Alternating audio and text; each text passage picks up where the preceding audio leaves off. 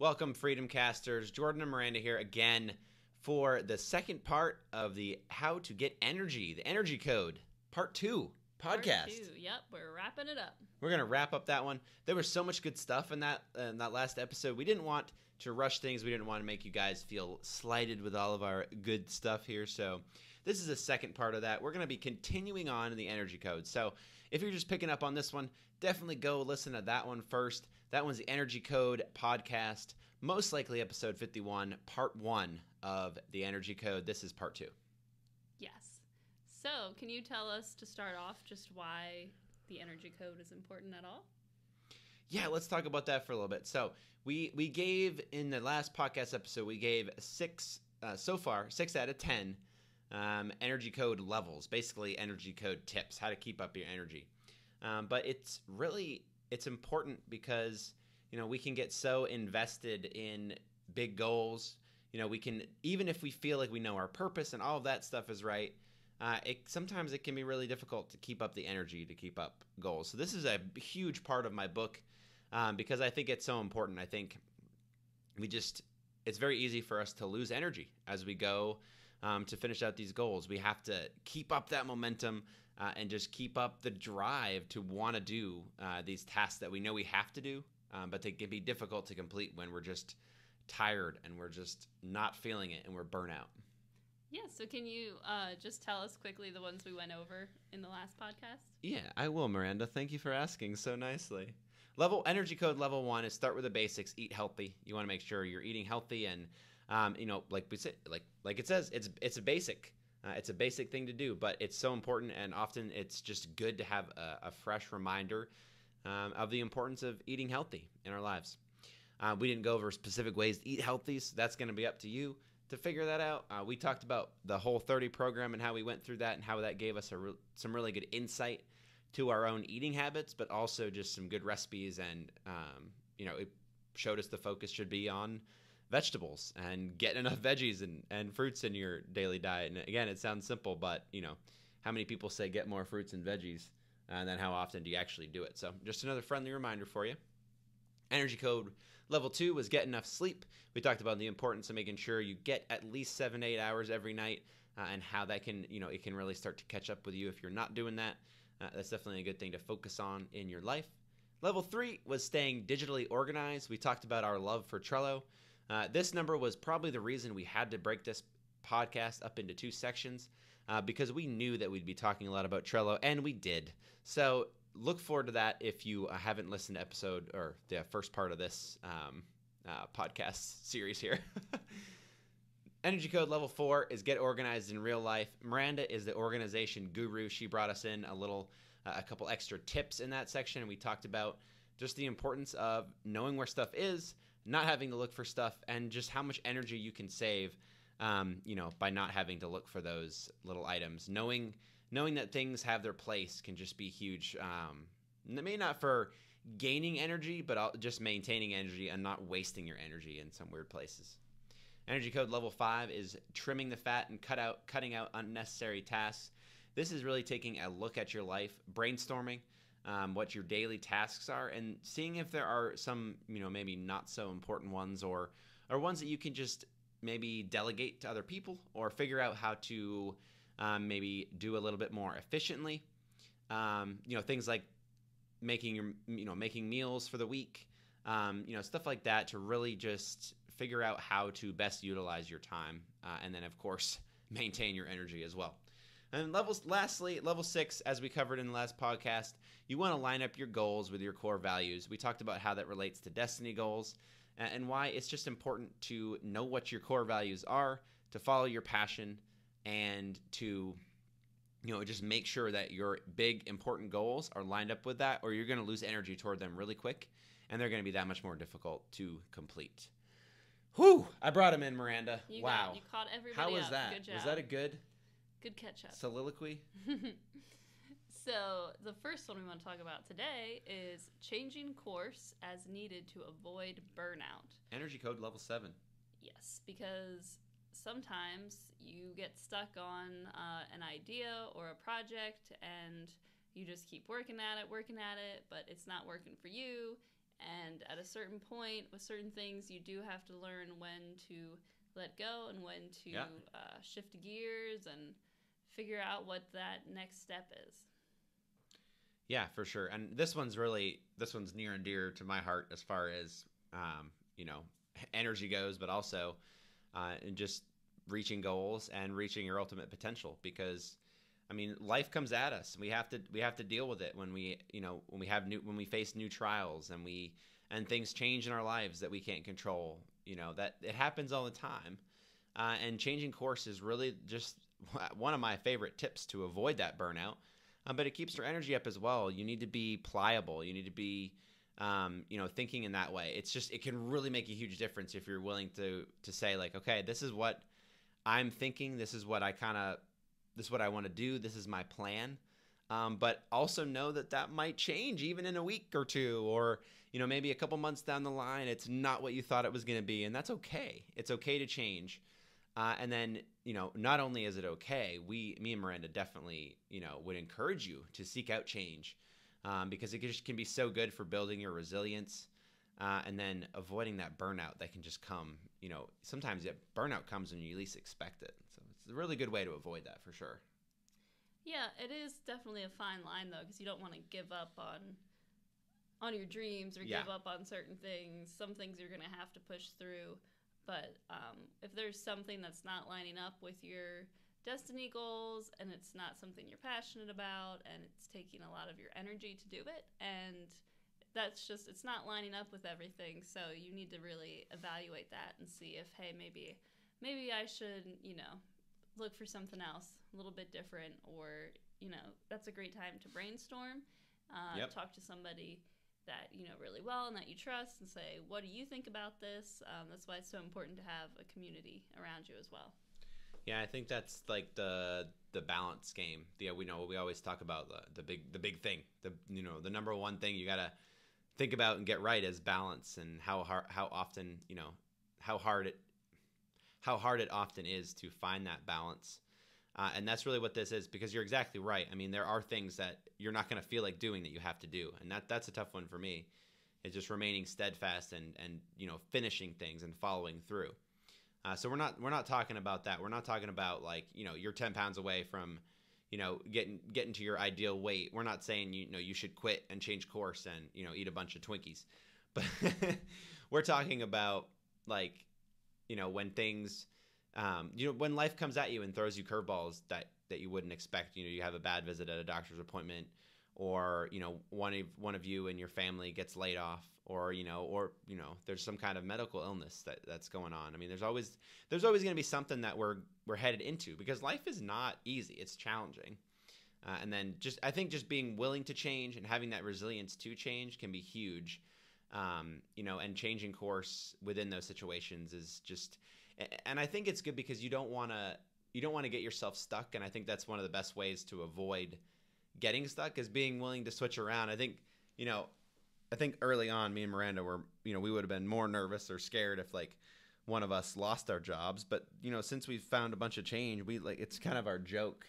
We say, hey, like if something happens, like it's a change and we're going to have to deal with it. Not that we want to lose our jobs, of course not, but I think it's just that mindset and that attitude, we're like, hey, if something happens, if one of us gets like fired or we have to change plans, then, in some sense it sucks. But then in other senses, it's exciting because we know what growth can occur when we change. So, I mean, we're kind of change nuts, I would say. But yeah, and that forces you into it. So once you do go through a lot of change, we definitely do. We enjoy it. And so we do kind of yearn for that every now and again if we feel like we're doing something that's just too monotonous. We get antsy. Yeah, we have a big change coming up, something really exciting for our future, which we're not going to tell you about right now, but we just wanted to wet your whistle a little bit. And not wet your whistle, what's the dangle a carrot? Yes, we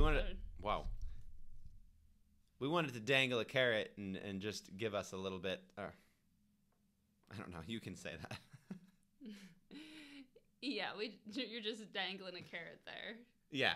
For the listeners. But we will definitely be announcing that at some point in the future. Yeah, we're going to be talking about that. But yeah, if you were curious what it is, leave a comment and maybe we'll tell you, maybe not, but we'll see.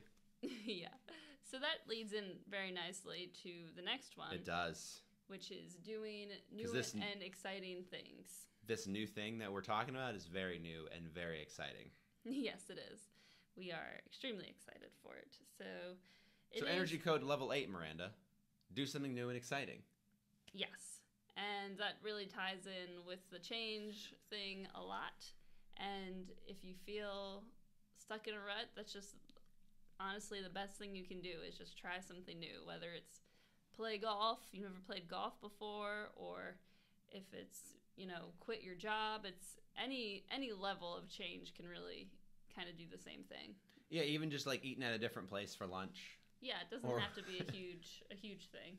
Or walking a different way to your favorite coffee shop, or driving a different way to work. I mean, those things aren't going to make a huge difference, but even just having different scenery or trying something new. I mean, we all have our favorite places, and that's great, but there's just something about the new and exciting and all of that really can, I think, turn our brains on in a way. And there's actually research about that too. The more new stuff we come into, the harder our brain has to work, and the better it is at remembering those things. It's actually pretty cool.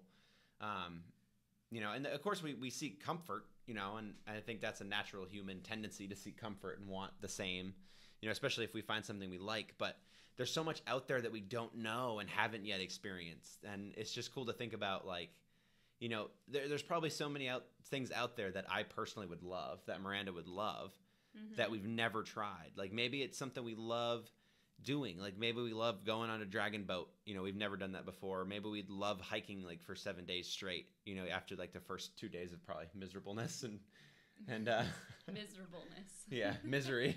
Misery, there you go. Thanks, Miranda. No, but like you don't know what you don't know, and I think there's so much out there that is you probably really enjoy too. But if you don't try it, you don't know. And we can't always be doing new and exciting things. That's not what we're saying. I mean, there's always going to be work you have to do and things you got to get done. But planning and looking forward to new and exciting things is huge for energy. I mean, it gives you something to look forward to, but it just fills you up while you're doing it too.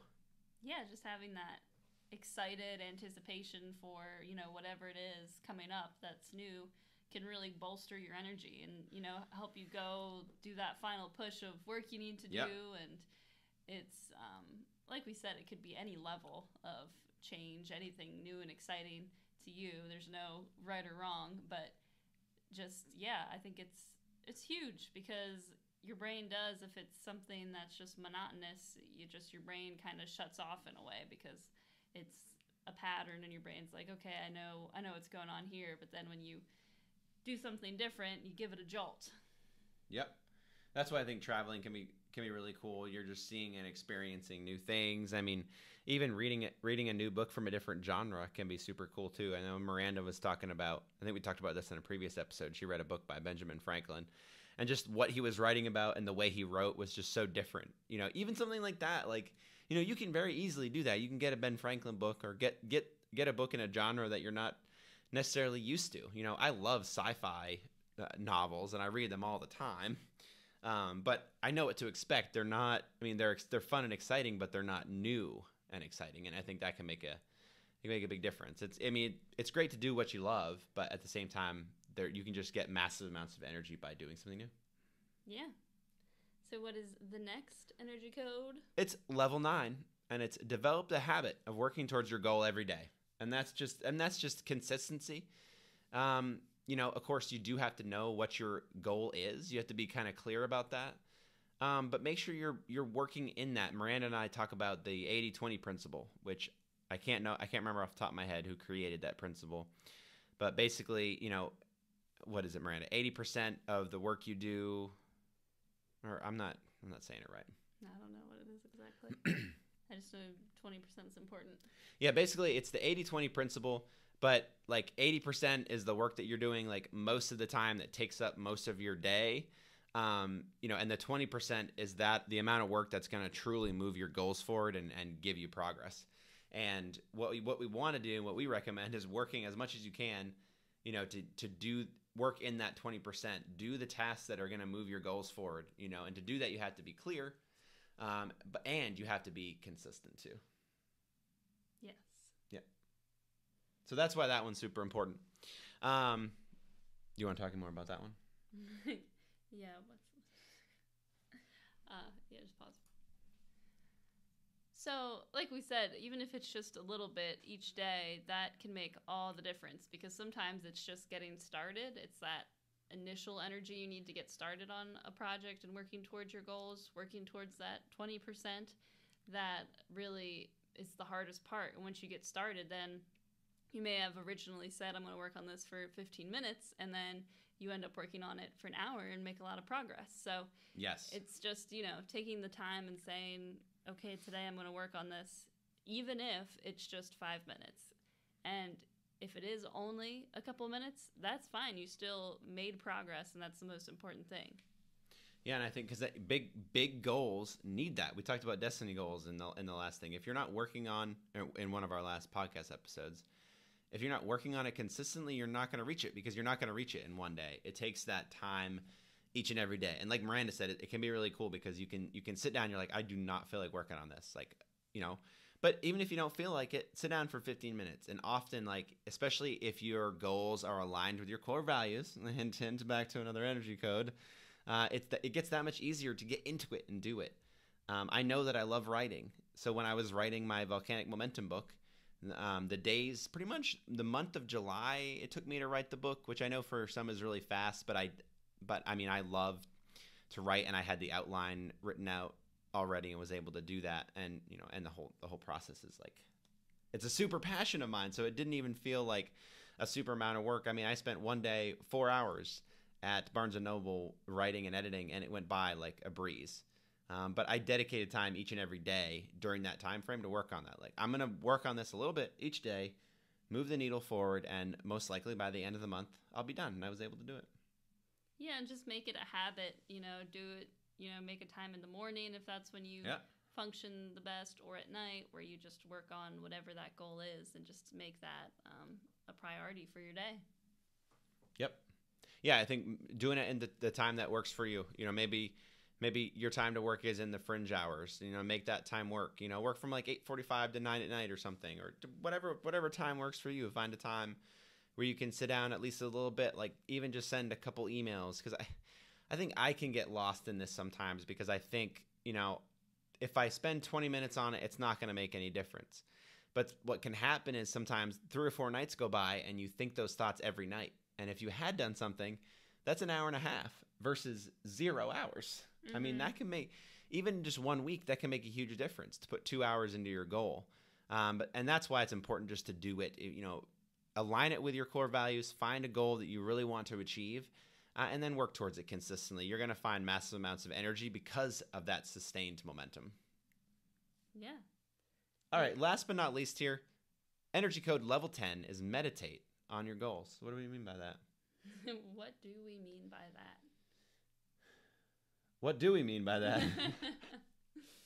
Like actually meditate? Or like? No, yeah. Meditating on your goals is huge, because meditation is something I do every night before bed. It helps my system calm down. And we're not talking about necessarily taking 30 to 40 minutes every night before you go to bed and meditating here. But we're talking about just making your goals part of you and part of what you want to do. We talked about how you want it to relate to your core values. But these need to be things that you're thinking about all the time. And that, again, that's the importance of finding the right goal. But you want to eat, sleep, and breathe your goals. And meditating on your goals is just another way to do that. So it's just, You're good. I'll take it out. I think this one is super important, because we can get in a mode, especially in this culture of just being busy and working all the time. And, you start to get that time every day where you're working 20 minutes or 15 minutes every day, and you're reaching towards your goals, and all that's great.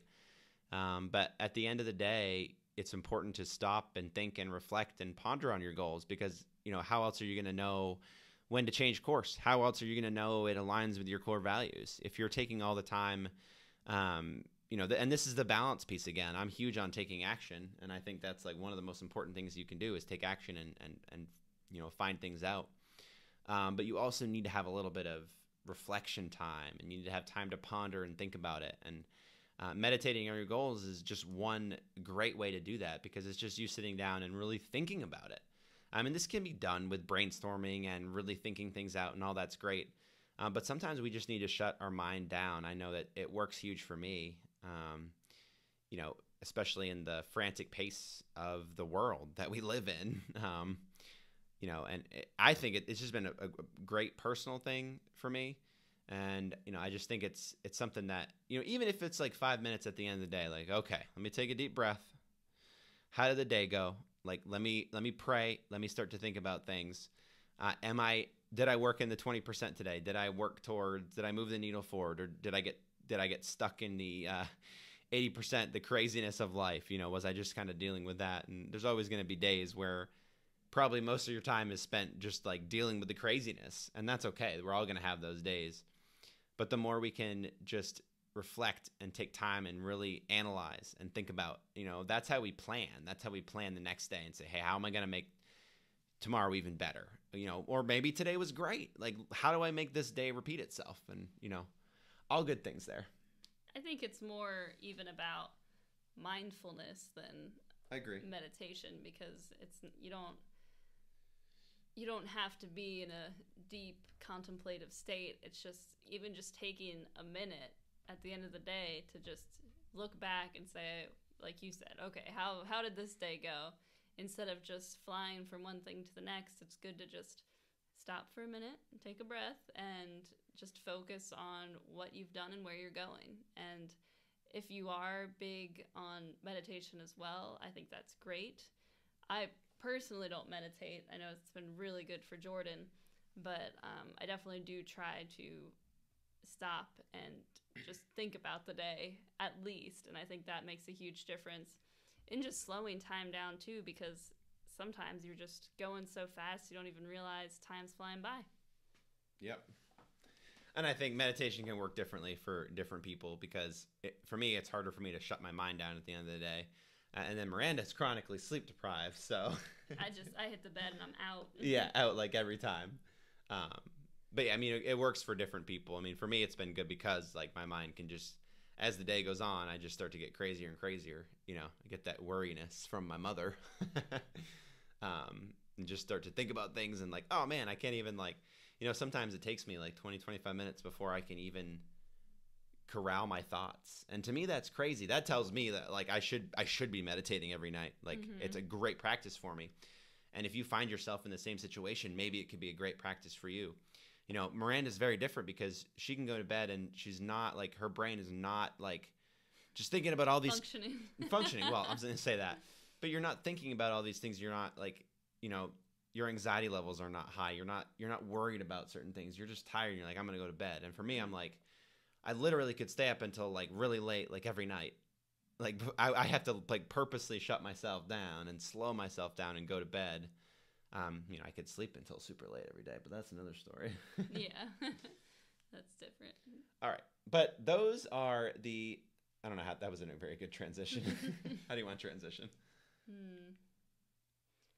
Well, I hope you all meditate on all of these good energy goal tips. Yeah. And I hope you can just use them and put them into place in your life and just get more energy for your goals. Yeah, maybe even just one or two. You could start working on that. Listen to these 2 podcast episodes and say, yeah, I could do that. I could eat a little bit healthier. We see you there sitting there raising your hand. Like, yeah, I could do a little bit better with that. I had a pumpkin scone today. I can do better too. So I'll get on board with that. But yeah, we thank you for listening to this one. We hope this has been helpful. We are just so freaking excited to launch my book on October 19th. If you want a free copy of that book before this podcast goes up, you can go to jmring.com/volcanic-momentum. Grab a free copy of that book. If you want to wait till launch day, that's totally fine. If you're listening to this after the 19th of October, that link will take you to the Amazon page. You can grab an Audible version of the book. You can grab a hardcover or a paperback or a Kindle version. It's going to be awesome. We are so excited for it. We're having a book launch party on October 19th that a lot of you know about. We're having that in Cornelius at Walls of Books. If you're listening to that if you're listening to this and you're in the if you're listening to this and you're in Cornelius, North Carolina, or any of the surrounding areas, feel free to come out to that party. It's going to be October 19th, 2018 at Walls of Books in Cornelius from 7 to 9 p.m. Oh, man, you can just hear it in my voice. I am just freaking thrilled to get this book out. I'm so excited. We are just pumped, and the party's going to be a lot of fun, too. Yeah, the whole thing's going to be fun. So thank you for listening to this 2-part episode series. We have a couple more coming your way as the book launches, as we get this out there. We're just going to keep sharing this stuff. We hope you feel our heart as we share this stuff. Miranda and I, again, don't have all this figured out for sure. But all these tips, we've seen how much change and how much benefit we have gained out of them in our lives, and that's why it's on our heart to share.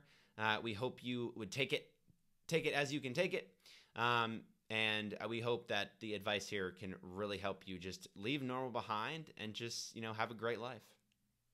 Yeah, not much more to say after that. Not much more to say after that at all. So we hope you stay spooky again, friends, and have a great rest of your day. Bye.